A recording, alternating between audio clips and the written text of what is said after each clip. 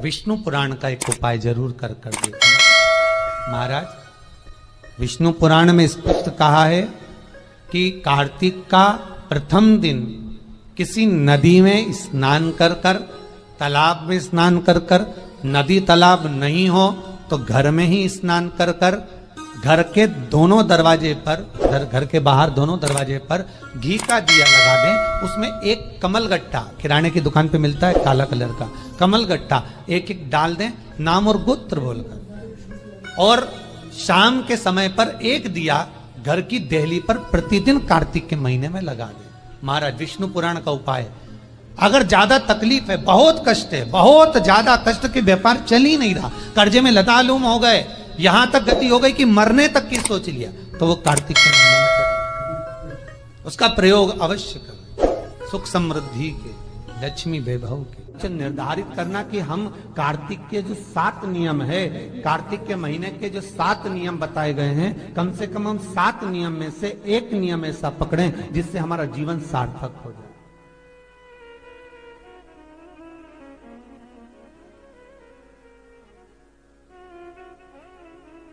आप भले 7 नियम नहीं कर रहे कार्तिक के, भले एक नियम करो, पर वो नियम हमारा पूर्ण चलना चाहिए, उसके नियम की पूर्णता पूर्ण होना चाहिए।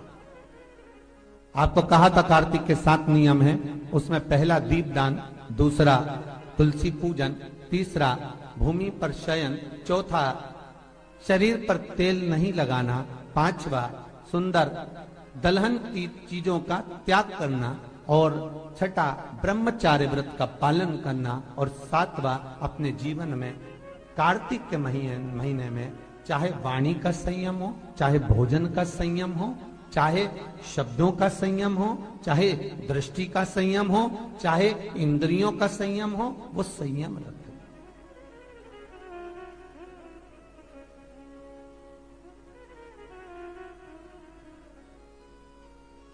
वो संयम धारण करना। अब हमें ये ज्ञात करना है कि 7 नियम जो कार्तिक के महीने के होते हैं, कार्तिक माहत्म में जो 7 नियम बताए गए होते हैं, इन 7 नियम में से कोई एक नियम हम हमारी जिंदगी में उतार लें, कोई एक नियम हम हमारे जीवन में उतार लें, जिस नियम के बल पर हमें परमात्मा का साक्षीकरण हो जाए।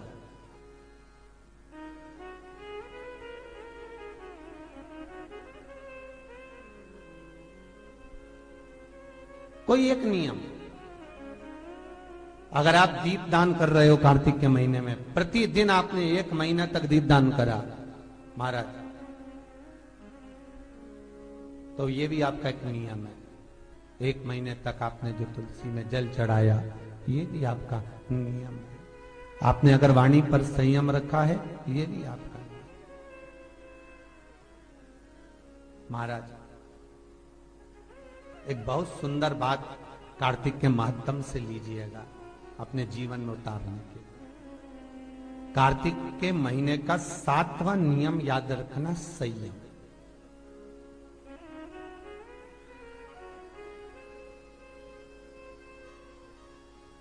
किस समय पर किस चीज का संयम होना चाहिए, निर्धारित करना कि हम कार्तिक के जो 7 नियम है, कार्तिक के महीने के जो 7 नियम बताए गए हैं, कम से कम हम 7 नियम में से एक नियम ऐसा पकड़ें जिससे हमारा जीवन सार्थक हो जाए।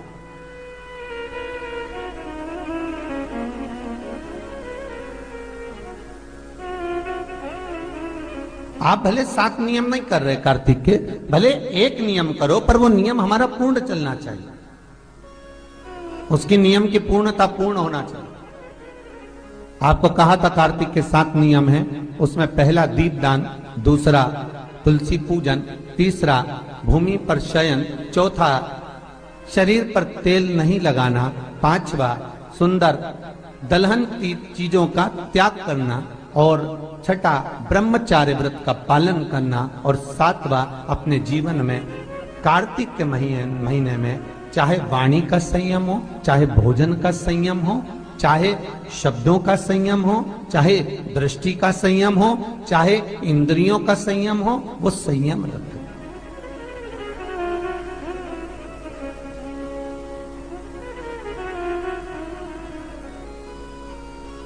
वो संयम धारण करना। अब हमें ये ज्ञात करना है कि 7 नियम जो कार्तिक के महीने के होते हैं, कार्तिक महात्म में जो 7 नियम बताए गए होते हैं, इन 7 नियम में से कोई एक नियम हम हमारी जिंदगी में उतार लें, कोई एक नियम हम हमारे जीवन में उतार लें, जिस नियम के बल पर हमें परमात्मा का साक्षीकरण हो जाए।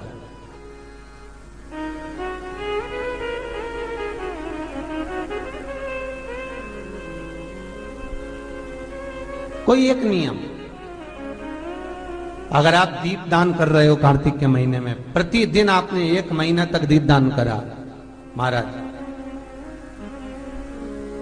तो ये भी आपका एक नियम है। 1 महीने तक आपने जो तुलसी में जल चढ़ाया, ये भी आपका नियम है। आपने अगर वाणी पर संयम रखा है, ये भी आपका नियम। महाराज एक बहुत सुंदर बात कार्तिक के माध्यम से लीजिएगा अपने जीवन में उतारने के लिए। कार्तिक के महीने का 7वां नियम याद रखना, संयम।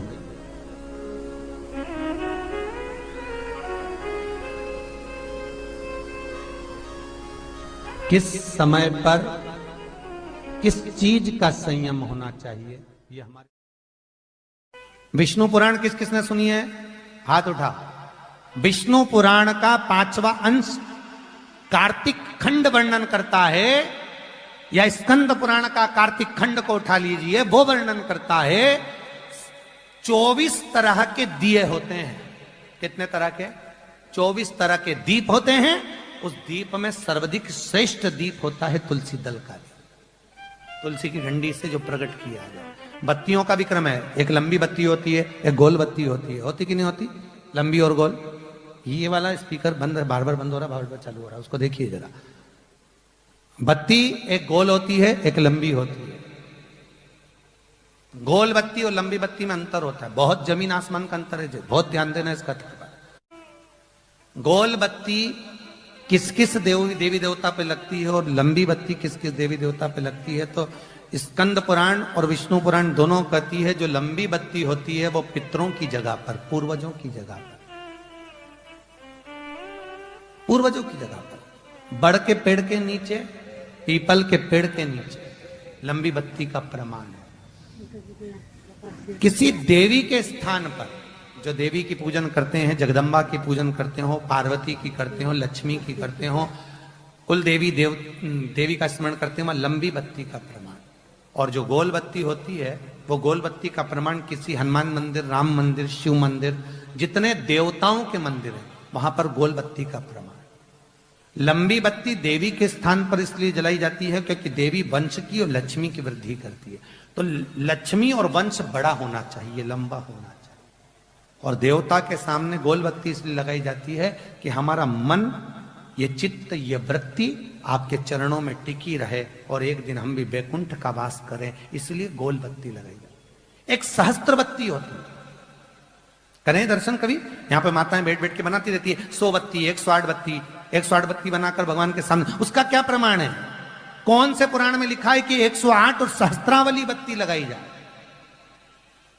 तो स्कंद पुराण में कार्तिक खंड के अंदर स्पष्ट किया गया, सहस्त्रावली बत्ती, 108 लंबी बत्तियों का जो प्रमाण है, वो कहते हैं कि जिस व्यक्ति ने किसी तीर्थ को ना करा हो, पूरे तीर्थ नहीं गए हो, सारे तीर्थों का स्नान नहीं करा हो, किसी तीर्थ में दर्शन करने से वंचित रह गए हो, तो 108 बत्ती की एक बत्ती बनाकर किसी नारायण के मंदिर में, शिव मंदिर में, देवी के मंदिर नहीं, केवल देवता के मंदिर में अगर उसको घी में भिगोकर प्रज्वलित कर दिया जाता है तो सारे तीर्थों के दर्शन का फल उस जीव को प्राप्त हो जाता है। उसको सहस्त्रावली बत्ती। दान का मतलब जानते हो आप लोग? क्या मतलब है? यमुना जी के घाट पर जाना, गंगा के घाट पर जाना, नर्मदा के घाट पर जाना और घाट पे जाके दिया लगाना, उसको हमारे यहाँ क्या कहते हैं? दीपदान। पर दुनिया के लोगों ने दीपदान के महत्व को कुछ दूसरा ही बना दिया। दिया जलाते हैं और नदी में छोड़ते हैं। भैया कौन सी पुराण में लिखा है दादा?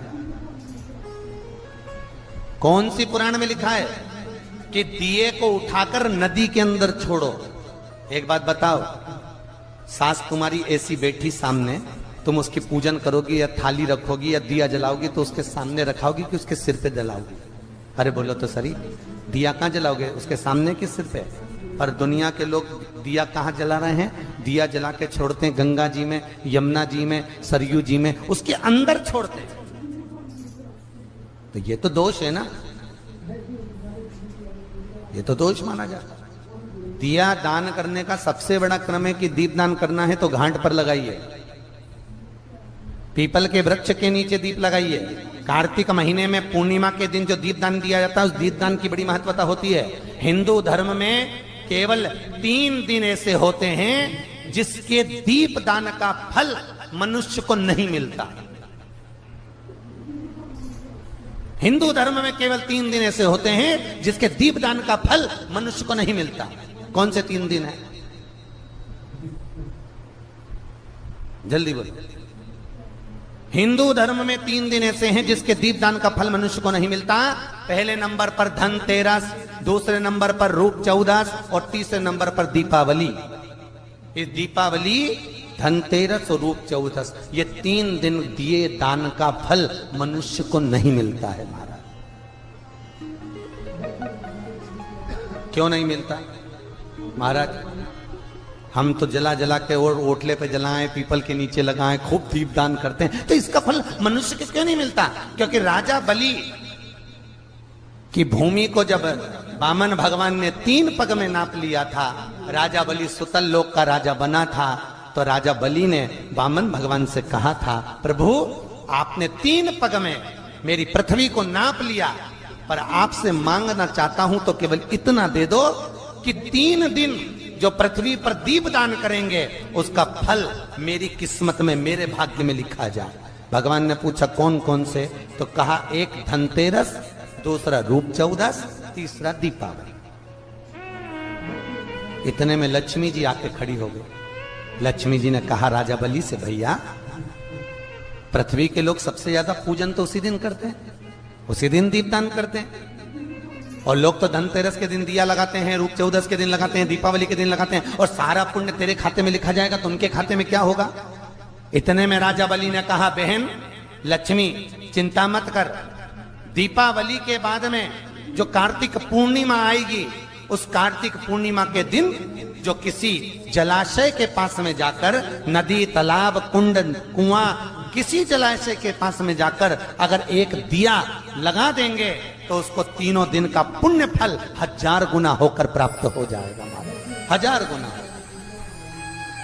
इसलिए हमारे यहाँ पर दीपावली को तो केवल दीपावली कहते हैं, पर कार्तिक की पूर्णिमा को देव दीपावली कहते हैं। कौन सी दिवाली है? जम के बोलो जरा।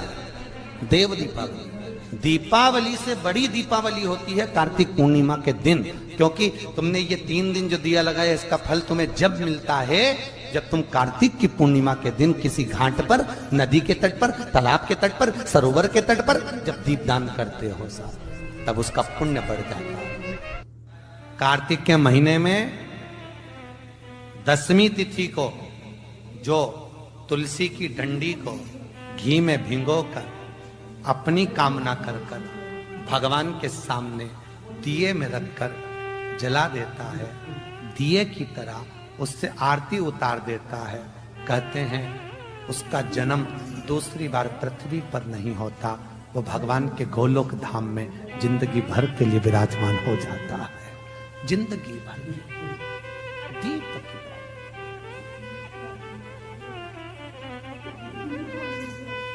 यहां तक कहेंगे हम,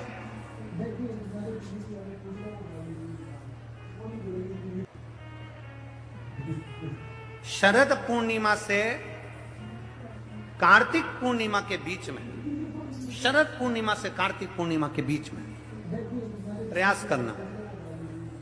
दुकान नहीं चल रही हो, व्यापार नहीं हो रहा हो, तकलीफें बहुत ज्यादा हो, घर में क्लेश ज्यादा हो, अशांति ज्यादा हो, पैसे नहीं आ रहे हो, 1 रुपया कमा रहे, 1.25 रुपये खर्च हो रहा है, बहुत टेंशन है, तो शरद पूर्णिमा से कार्तिक पूर्णिमा तक एक हल्दी और कुंकू, ये थोड़ा सा मंदिर में लेकर जाइए, हल्दी और कुंकू जरा जरा सा ले जाओ, अशोक सुंदरी वाली जगह पर पहले शंकर जी पे जल चढ़ा दो, अशोक सुंदरी वाली जगह पे जल चढ़ा दो, और वह हल्दी और कुंकू की एक एक बिंदी अशोक सुंदरी वाली जगह पर अपनी कामना कर कर लगा कर आओ। उसी में से वो हाथ जो तुम्हारा गीला है कंकु हल्दी का, वही हाथ लाओ, घर में प्रवेश करते समय अपनी देहली पर थोड़ा सा लगा दीजिए। शरद पूर्णिमा से कार्तिक पूर्णिमा तक कर कर देखो, उसके बाद में फिर बताना कि मेरा देव अधिदेव महादेव ने तुम्हारी झोली भरी की नाम है, भंडार भरा की नहीं। शरद पूर्णिमा से कार्तिक पूर्णिमा के भीतर एक महीना, कार्तिक का महीना भगवान शंकर की अविरल भक्ति का महीना है। षडानंद कार्तिक का महीना, कार्तिक का महीना मतलब भगवान शंकर के पुत्र कार्तिकेय महाराज का महीना। षडानंद कार्तिकेय ने क्या क्या मांगा था शंकर भगवान से, अपन